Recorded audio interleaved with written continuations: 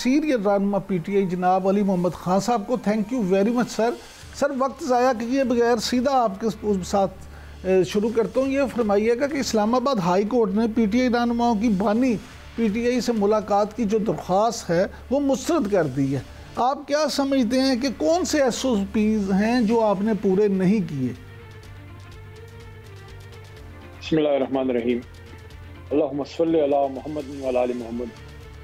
میں نے تفصیلی فیصلہ تو نہیں دیکھا کہ اس میں وجوہات کیا محترم عدالت نے پیش کی ہیں، لیکن اجمالی بات کہہ دیتا ہوں کہ عمران خان صاحب ملک کے سب سے بڑے لیڈر ہیں، ان کی جماعت نے سب سے زیادہ ووٹ لیا ہے، اور باوجود اس کے کہ ہم سے ہمارا تقریباً آدھا مینڈیٹ، یعنی ہمارے حساب سے 178، 180 سے 2 سیٹیں کم، 178 ہماری سیٹیں تھیں جو کم کر کے ہمیں 100 سے کم پہ محروم کیا گیا. اس کے باوجود اتنی بڑی اپوزیشن ہے، پورے صوبے میں حکومت ہے، تو ان سے ان کے سیاسی لیڈرشپ نے تو ملنا ہے. اگر ایسا نہیں ہوگا، اگر ملک میں سیاست نہیں ہوگی تو پھر انارکی ہوگی. اور سیاسی لیڈرشپ کا اپنے لیڈر سے ملنا بنیادی آئینی اور پولیٹیکل ایک حق ہے. اب دیکھیں گے کہ اس میں کن وجوہات پہ انہوں نے ریجیکٹ کیا ہے. اس پہ پھر سپریم کورٹ میں بھی جایا جا سکتا ہے.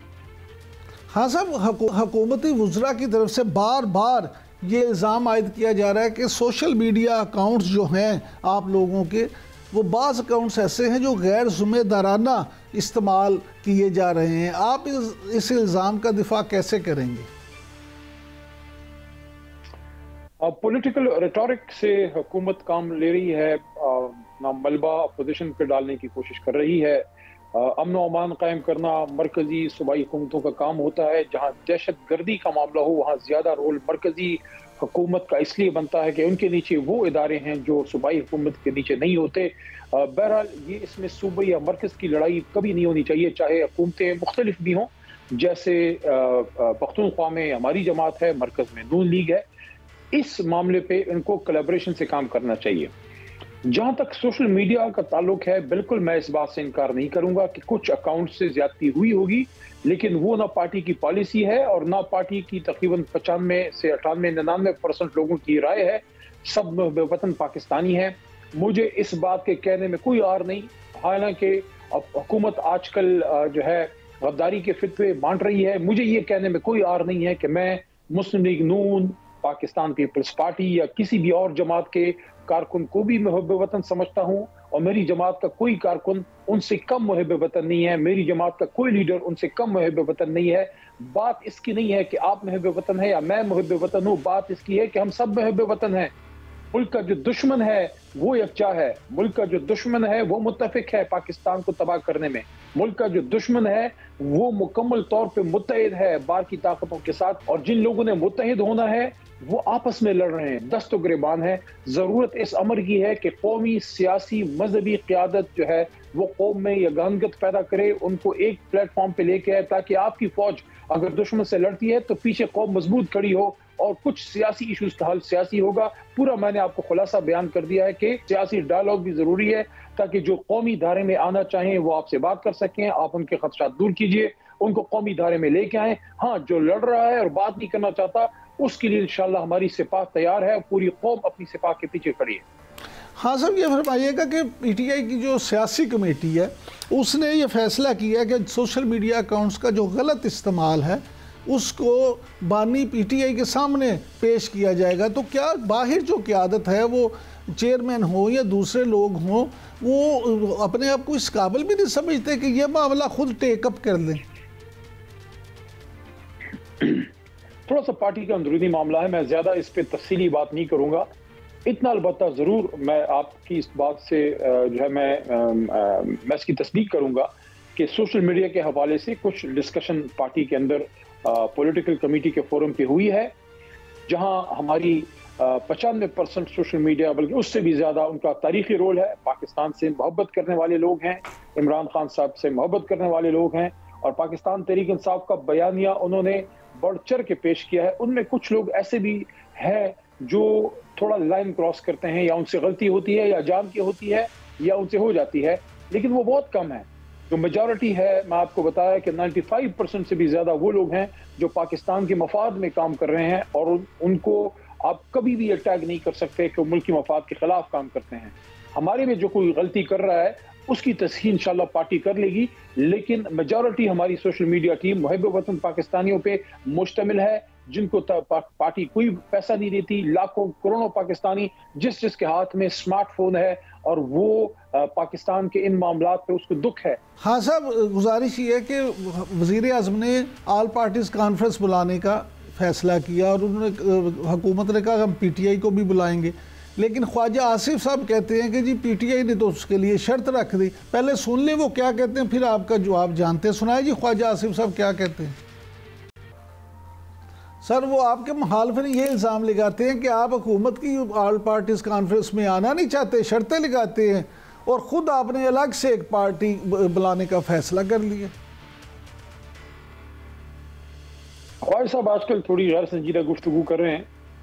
یہ لگ رہا ہے روزے کے کچھ اثرات ظاہر ہونا شروع ہو گئے ہیں، حالانکہ ابھی 15 رمضان ہے، آدھا روزہ ابھی باقی ہے، آدھا رمضان باقی ہے. اللہ ان پہ رحم فرمائے، میں ان کے لیے دعا کروں گا.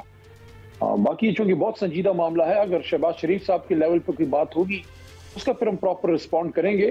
بہرحال فی الحال میں اتنا کہوں گا کہ پارٹی اس پہ مناسب فیصلہ کرے گی. پاکستان کے لیے، پاکستان کی سلامتی کے لیے ہم کسی بھی جو پولیٹیکل انیشیٹو ہے اس سے پیچھے نہیں ہٹیں گے. بالکل ہم پاکستان کی بقا سلامتی کی بات ہوگی، آپ ہمیں پیچھے نہیں پائیں گے، لیکن بہتر ہوگا کہ ملک کے سب سے بڑے لیڈر کو آپ بلائیے، ان کے ساتھ بیٹھیے تاکہ معاملات آگے بڑھیں.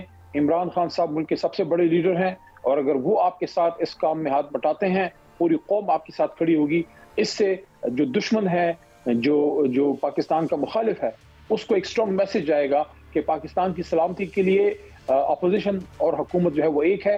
یہاں میرے خیال میں حکومت کو تھوڑا سا بڑا دل کرنا پڑے گا. ان کے پاس ایک سہولت موجود ہے، خان صاحب کو پیرول پہ بلا سکتے ہیں یا کوئی صورت اس کی بن سکتی ہے.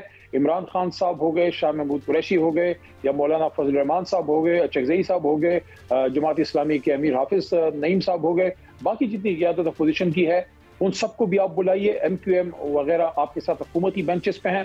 میں سمجھتا ہوں اس ایک نقطے پہ ایک بن کے ہمیں جواب دینا چاہیے، پاکستانی بن کے اس پہ ہمیں جواب دینا چاہیے تاکہ دشمن کے داؤں کھٹے ہوں. سر آپ کی تجویز جو ہے بڑی اچھی ہے، لیکن آپ نہیں سمجھتے کہ حکومت کی طرح اپوزیشن کو بھی تھوڑا سا دل بڑا کرنا چاہیے، خاص طور پہ دہشت گردی کے معاملات کو لے کے؟ اور اگر حکومت اے پی سی بلا رہی ہے تو اپوزیشن اتحاد بھی بلا رہا ہے، تو آپ حکومت سے کہیں کہ آ جائیں جی مل کے اکٹھی بلا لیتے ہیں، ہم سب مل کے یہ کرتے ہیں. مسجد تو بنا دی شب بھر میں، ایمان کی حرارت والوں نے، من اپنا پرانا پاکی ہے، برسوں میں نمازی بن نہ سکا. بس یہی ہماری سیاست کا پوسٹ مارٹم آپ کے سامنے میں نے رکھ دیا ہے. اس وقت ذمہ داری ہے تمام سیاسی پولیٹیکل قیادت کی کہ میچورٹی شو کرے اور پاکستان کے لیے ایک لائعمل بنائے، ان ایشوز سے نپٹنے کے لیے لائعمل بنائے.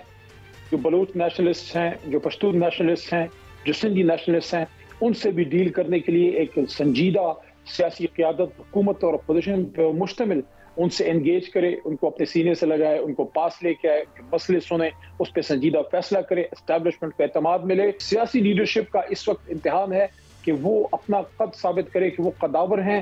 کرسیاں جو ہیں وہ ان پہ چھوٹی ہیں، وہ کرسیوں پہ بڑے ہیں. اور اگر کبھی یہ ہو گیا کہ کرسیاں سیاست دانوں پہ بڑی ہو گئیں، اس کا مطلب یہ ہوگا کہ they were not able to rise up to the occasion. This is the time to stand up for Pakistan. Imran Khan صاحب نے ہمیشہ پاکستان کے لیے سٹینڈ لیا ہے. اگر جیل میں بھی ہے تو اس ملک کی خاطر جیل میں ہے. اس کا اپنا کوئی نہیں تھا کہ اس کو کوئی پیسوں کی لالچ ہے، اس کو اقتدار کی لالچ ہے. آج بھی وہ ایک ہی کر دے، کل باہر ہوگا. وہ ایشو پہ اندر ہے، اصول پہ اندر ہے. لیکن اس وقت پاکستان کے لیے ضرورت ہے کہ حکومت بڑا دل کرے، سپیس کریٹ کرے، تمام پولیٹیکل لیڈرشپ کو ایک پیج پہ لے کے آئے. اور اس کے بعد میں سمجھتا ہوں چاہے 7 بر اعظم دور سے یا پڑوس سے ہمارے خلاف منصوبے بنتے ہیں، ان اللہ کی مدد سے وہ منصوبے ناکام ہوں گے. لیکن یہ تب ہوگا جب ہم اپنی 1.5 اینٹ کی مسجد سے تھوڑا سا آگے بڑھ کے مرکزی جامع مسجد میں اکٹھے بیٹھیں گے.